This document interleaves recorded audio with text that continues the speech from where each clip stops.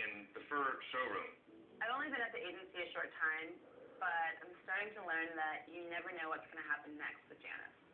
One minute she's opening a Latin division, and then the next minute she's trying to teach her models about animal cruelty in fashion. And I know a lot of models out there don't think about it much when they're putting on a jacket that has a fur collar or a fur cuff, but those come from animals that are sometimes anally electrocuted, other times drowned. I mean, there's so much violence in the world that we can't control. This is one thing you can control, especially as models.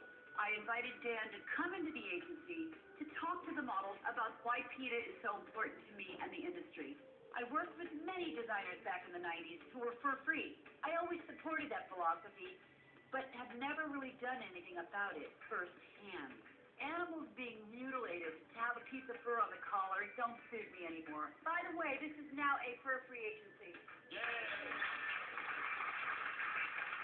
Watch what you eat, I always say. Now it's about watch what you're wearing.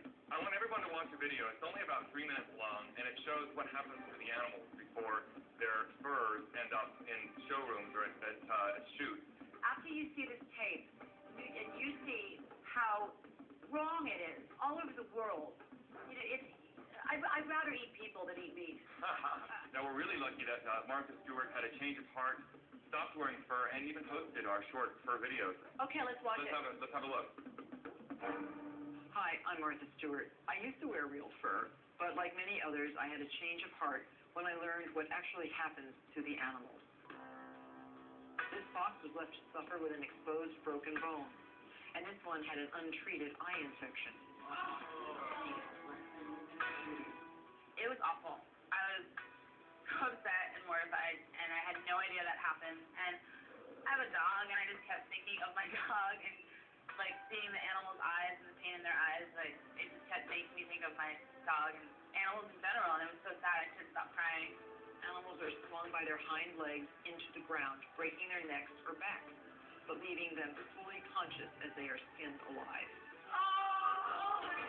So much violence in the world seems beyond our control, but this is one cruelty we can stop by being informed consumers. Thank you very much.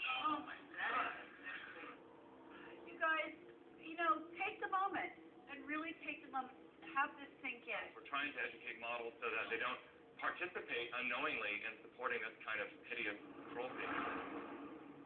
A lot of people can't look at the hideous images of animal suffering, and we have protests sometimes where we have those images on signs.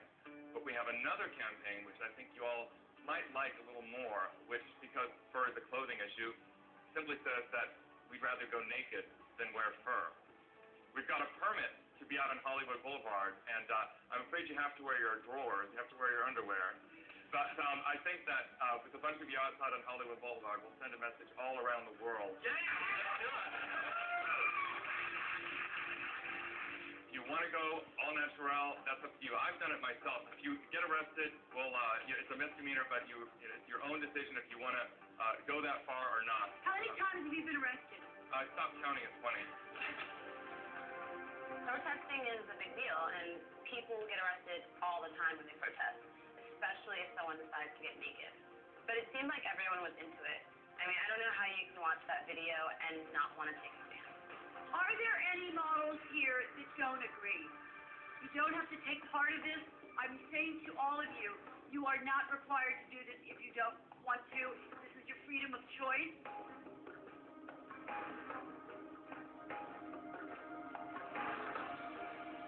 Yes, Nisha? You want to do what? That you will continue to wear fur.